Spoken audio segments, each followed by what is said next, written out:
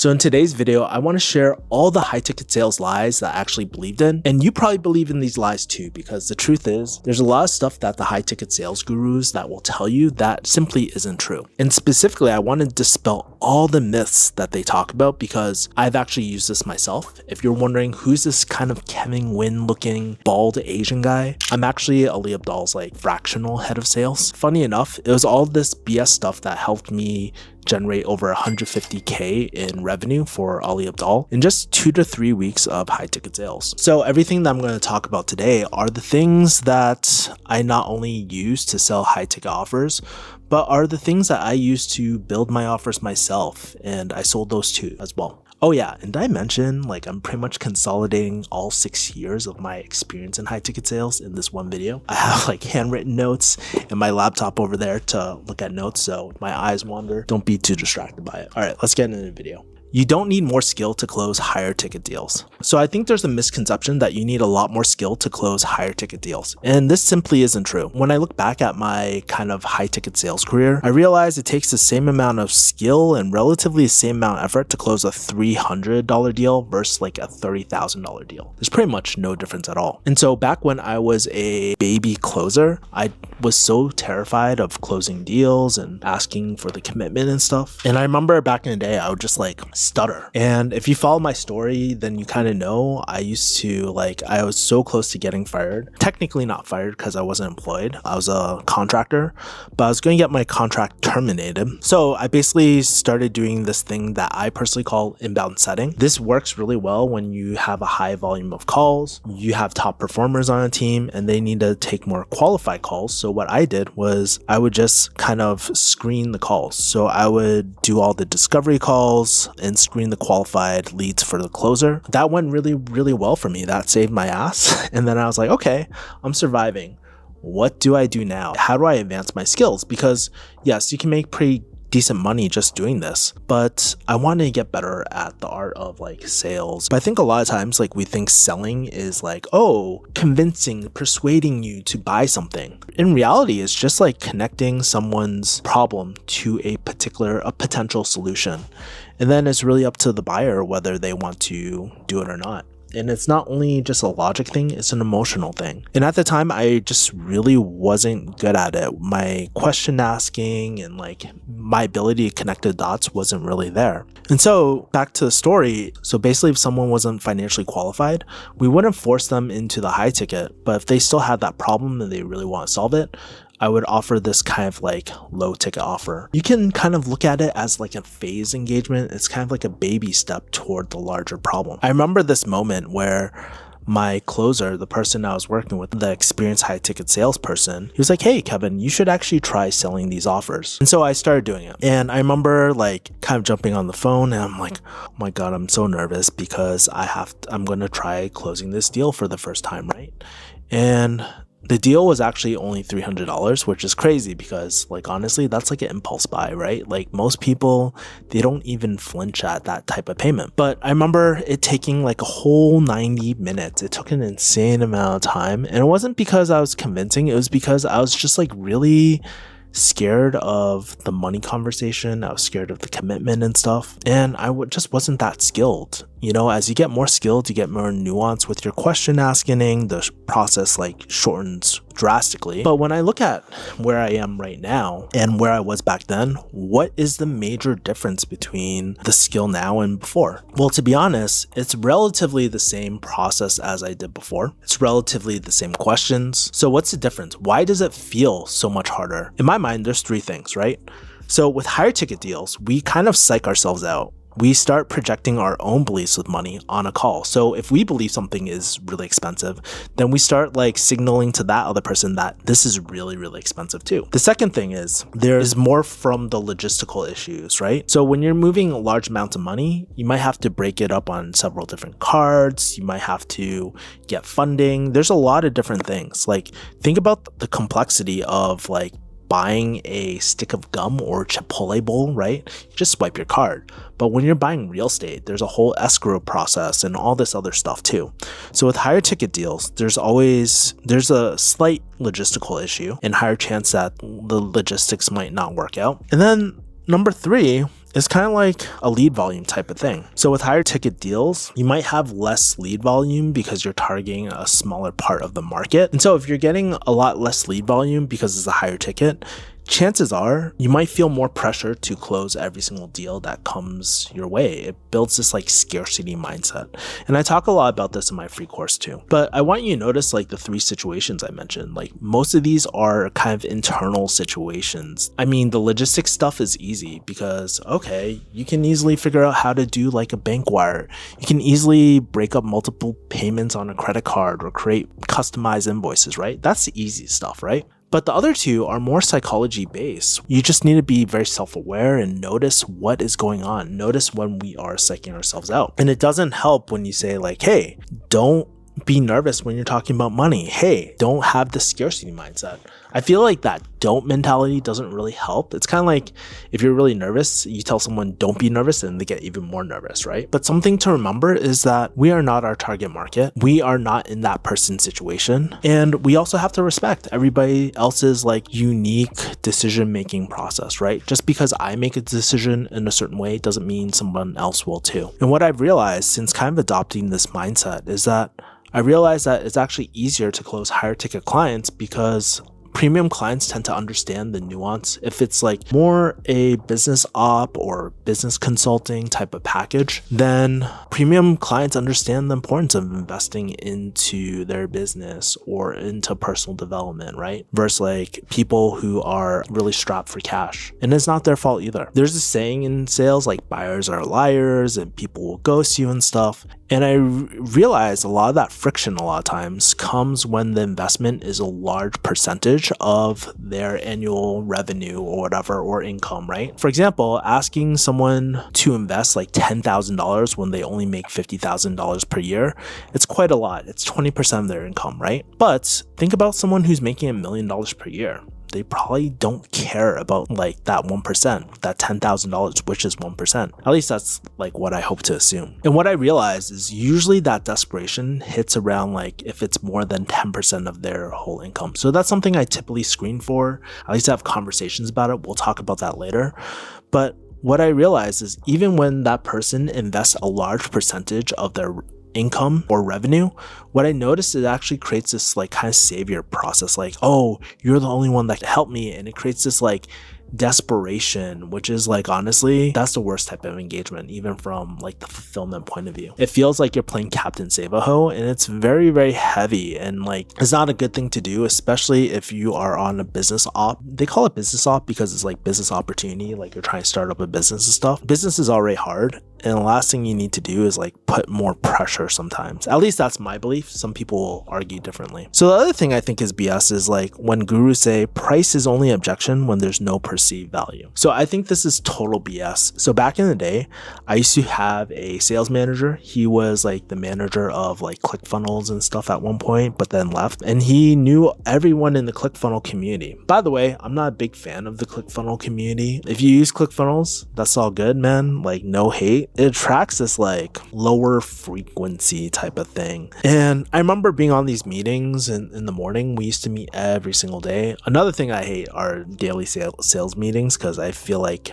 do you really need a group huddle every single day just to motivate people? Chances are that's a skill thing or an internal problem. But anyways, he used to say things like, hey, you new closers are soft. Back in the day, we used to spend 2+ hours overcoming objections and stuff. I'm really good friends with him, by the way, but in my mind, I was like, that's like not only stupid, but really ineffective and inefficient, because every single call that I go through, there's typical red flags. If someone has an additional partner, or if their timeline is really far in the future, or they just seem like they don't have a lot of cash or money is on their mind, like their ROI is coming up all the time, that's usually a sign for red flags for potential objection in the future, right? And don't get me wrong, I really respect this guy. He really helped me during my closing journey, and even recently too, as I've just been structuring my offers, but it's just like a difference in viewpoints, right? And so the best analogy I can think of is like when your girlfriend is actually mad at you. Like if you've been in a relationship, we always know like she's like clearly pissed off and you ask like, hey, what's wrong? And she's like, nothing. That tonality tells you everything. But then you're just like, okay, I'm just gonna go on without my day. And she gets even more mad at you, right? And the tension escalates and it gets worse and worse and worse. And in my mind, it's doing the same thing by pretending nothing wrong. That's like kind of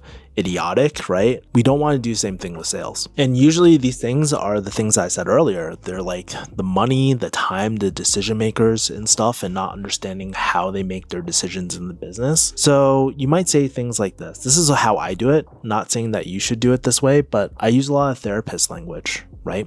So with time, I like to say, hey, I like to be mindful of your situation or time frame. If you were to start a solution like this, when would you consider starting? Right? It's very unassumptive, by the way. I'm not saying, hey, if you were to start this, when are you going to start? Right? Like that is an example of assumptive type of thing. With money, I like to be like, hey, I like to be mindful of your finances or financial situation. The minimum to work with us is X amount of dollars. Is that a number that you can possibly work with, right? Notice I mentioned a few things, possibly, and like I'm not being assumptive, right? Another thing I do for money too is like, hey, I like to be mindful of your financial situation. Typically clients pay us on the high end X amount of dollars and Y amount on the lower end. Where in this range do you kind of fit, if at all? Right? So I give them way out. And if it's totally out of range, like that's totally cool. I don't continue pitching or presentations part, right? There's no point of that. I want to talk about the red flags up front. So for decision makers or decision making, I use two different things, right? This is more B2C, but like I'll be like, hey, I like to be mindful of your decision making process. Is there anybody else that you feel like should be in the know or part of this conversation? What would some of their concerns be? How do you guys go about making decisions? That's B2C. For B2B, I'll use words like, hey, I want to be mindful of your vendor selection process. Can you walk me through a bit about your vendor selection process and how you go about making decisions? Do you have a discretionary spend? Things like that, right? These are called qualification questions. But by doing this like right before your presentation, it just saves all this headache because you know where the conversation is going to go. And you're pre-handling, I don't even like the word pre-handling like objections, but you're talking about the red flags up front that might potentially kill a deal. Honestly, you'll find out whether it was a deal or not with these questions. A final thing too, like I think a lot of old school salespeople will be like, but Kevin, you can convince them to do OPM, other people's money or other people's moms, and ask people's moms for money, right? Sure, you could, but I also like to think like, okay, I used to do that and I've seen people kind of do that. Like, could you technically put everything on a credit card? Sure. And even better, could you even make it even sweeter and get a 0% APR card? Sure. But the thing I've seen is like when people are constantly stretching themselves thin financially, these offers tend to not last for a long time. I'm not saying all offers, but I tend to notice like this is where majority of the bad reviews come from. This is where majority of the headache comes from for fulfillment. And even though you kind of collect it, is it really worth that? And that's up to every single owner, right? For me personally, I take the stance that I don't want to waste time or even risk that for people who are unqualified for the offer, right? In my opinion, yes, just because they have the ability doesn't mean that they're a qualified person for that. Call me crazy. I'm probably leaving money on the table just with that. But I also think about this concept of clean energy when it comes to business too. Even though I'm not Muslim or anything like that, I think in the Islamic texts, like the whole concept of riba being haram or forbidden, which is riba is interest, by the way, is actually really, really smart. And that's something that I personally choose not to do in my businesses or anything like that either. So another thing that a lot of high ticket sales people will tell you that I believe is BS is like create scarcity and urgency through your sales call, right? And I don't know how I feel about this because I really think urgency and that scarcity should be built into the offer, right? Should be pre-communicated through the sales page. There's like the ethical side and the unethical, shady, ClickFunnels guru type of stuff, right? As I look through my career of high ticket sales, I realize that high ticket sales people are like really good at gaslighting people. Like they're super, super good. And I remember like, man, there's this other sales manager.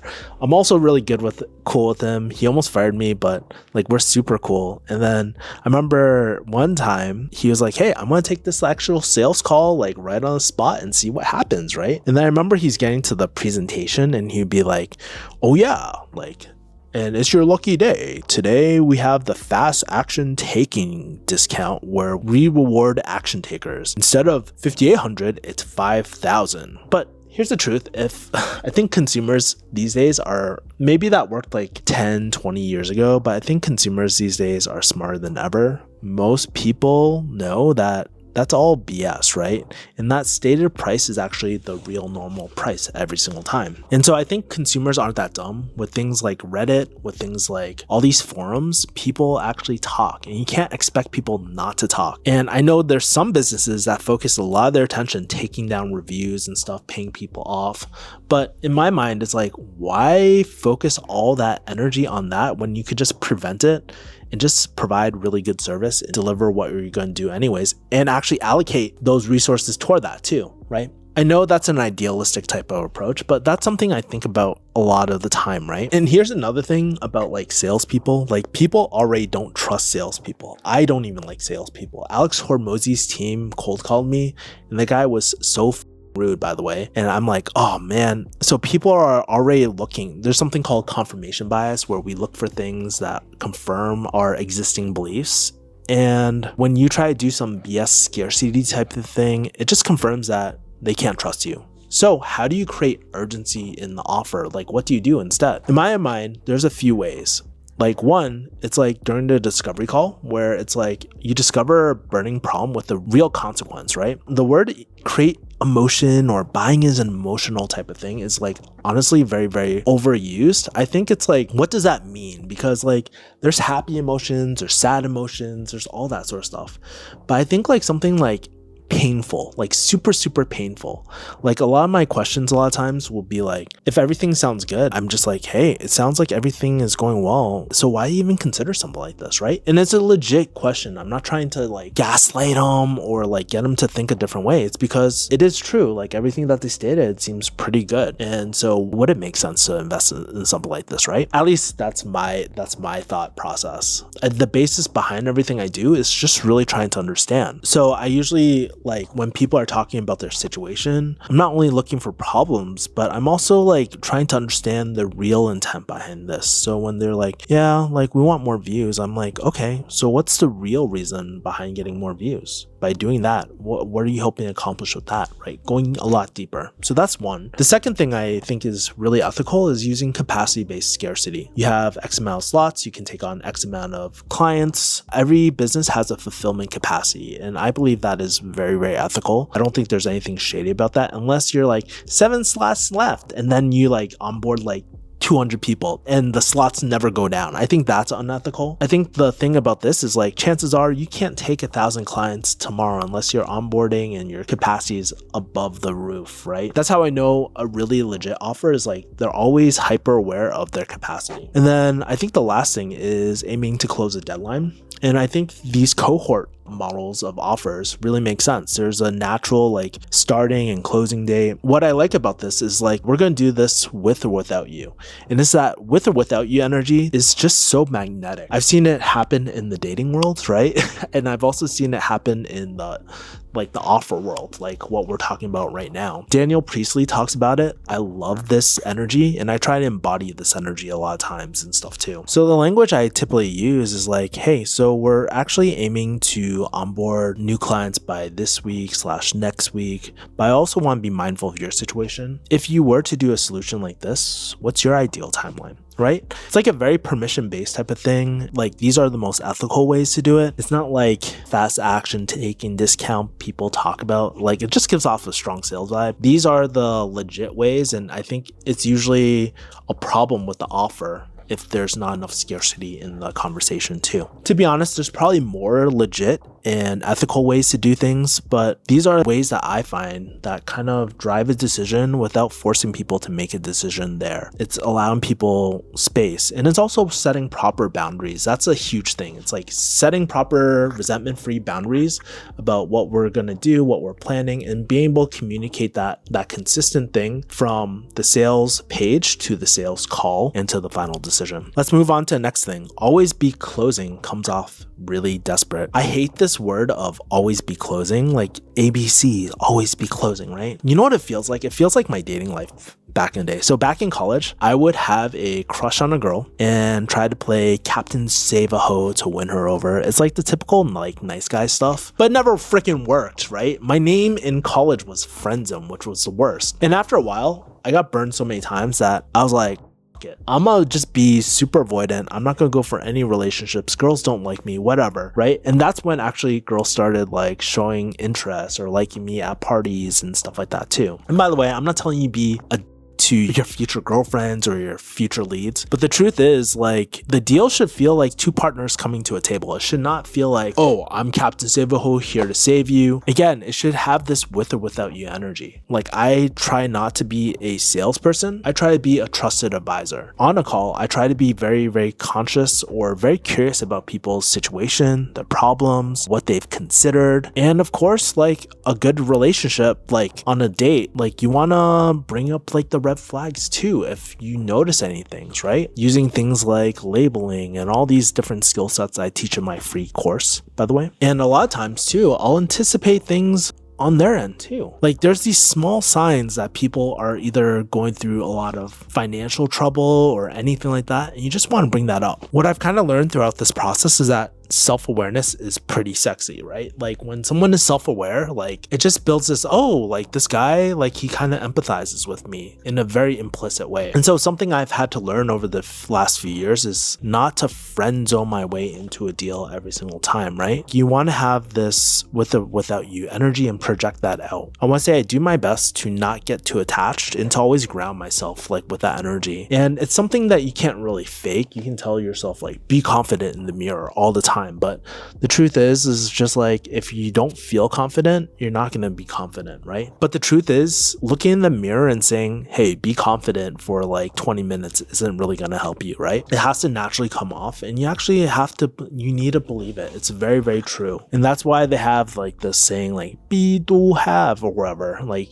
being this person who doesn't need the business. Like, I think for all my clients, I rather avoid a resentful relationship with a nightmare client than actually take on this ideal client and get a commission or get paid out for that. It's not worth it. There's also this other saying in high ticket sales where they're like, hey, money loves speed, right? But what they don't tell you is, like, money also hates desperation. Women actually hate like desperation a lot of time too. I'm very guilty of it. And that's the thing. You don't need to close everyone, and nor should you. It is your job. Like, that's why I bake into all my high ticket sales engagements to not be focused so much on closing, but to be qualifying the right people into the offer or solution, representing or selling, right? I think that should be a huge change in the high ticket sales world. So set boundaries, respect yourself. So let's get into the next BS thing. Assume the sale.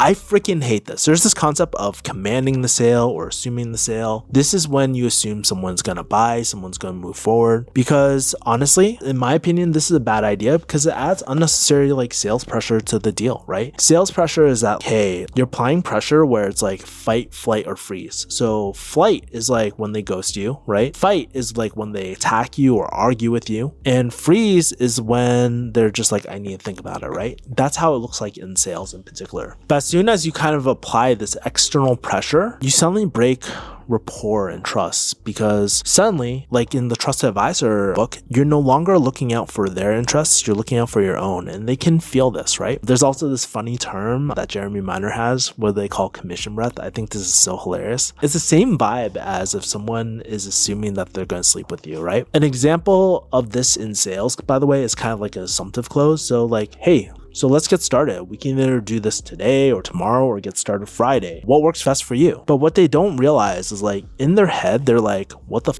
I never said I wanted to do this. And at that point, it feels like the trust and rapport, all that work that you did up front, it's gone. because you're looking out for your own check rather than looking out for their best interests. And so at the end of the day, like, I really try my best to like respect people's autonomy to make decisions, right? And so like, this is how I usually ask for like a sale and stuff like that. It varies based off the conversation, if I'm feeling nervous, honestly, or if I'm not. Usually I'll say like, hey, so really, if we were to do this, we would do like XYZ. We're aiming to start on blah, blah, blah. Want to be mindful of your timeline, your decision making. We could do that, but what do you feel like would be best for you? How would you like the next steps to look like, right? Something like that. What I like about this open approach is that it opens up a two-way conversation, not a command. No one likes being told what to do because even as kids, we freaking hated it too, right? Another thing that the gurus tell you about is like the 30K months. I want to say, by the way, the 30K months are definitely possible, but there's one caveat that no one talks about. It might not always be consistent, especially if you're performance-based. Let me explain. You're performance-based, you're commission-based. Your revenue is based on the lead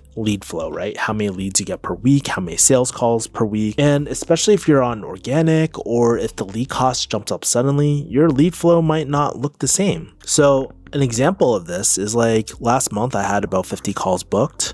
Not all of them showed up, by the way, but that's like the total calls booked. I closed about 98,681 in just 2 weeks. And so if I made 10% conservatively, you can do the math. That's like 98,000, right? Not including future deals and all that. And that meant I was generating about like roughly $2,000 of revenue per lead. That sounds great, right? Which is kind of like roughly every single call I was having, I pretty much was making $200 every single time I picked up the phone, assuming it's a 10%. 10% is just easy for these numbers, right? That sounds really great, right? But then the next month, I only had 12 bookings because we weren't promoting as much and all that sort of stuff. And since I'm only contracted for inbound services, I don't really have control over the lead flow regardless of my skills. And if you want to argue that, hey, you should do outbound contacting and all that sort of stuff, that is a different scope of work, by the way, and you should charge more. Just FYI. Because if you're a inbound closer, high ticket sales person, most of the times the arrangement is the client to bring in leads, not you, because your scope of work is just the inbound leads. At the end of the day, it'll work out if you have a really great client because they're probably really responsible with their lead flow and they want to make more money. But with experienced people like myself who have been in the game for a little bit now, that's why I always tell people to factor in a base to kind of build this contingency into your business, right? Because you have to look at yourself as a business. You are a contractor, so technically you are a business. It does like three things. One, it retains you for being on the offer because if you're not making money, then you're going to jump, right? And the client probably doesn't want that either. Two, it helps you not become desperate. It should cover your living expenses. If you have one client, it should cover a majority of your living expenses, like that bottom number, so that you don't become desperate and have that commission breath. And the third thing is it incentivizes the client to drive more leads, right? What I realized, if you're performance only, there really is no incentive for them to drive more leads sometimes, right? When times are slow, because it doesn't cost them. Yes, there's churn, but they'll find another person, right? And so, yeah, like I think you should throw a few thousand for retention services. You can either do a marketing model where it's like, oh, pay this base and a percentage, or you can do like a base or whatever's higher. Depends, up to you. So these are some of the things that I realized, but I wanted to ask you, what are some of the things that you felt like were total BS that were told to you? Help out the new generation in the comments, by the way. Chances are, if you like this video, the YouTube algorithm thinks you'll like this video. I'll talk to you guys later. Stay compassionate, stay authentic, stay rebellious. Peace, my people. Bye.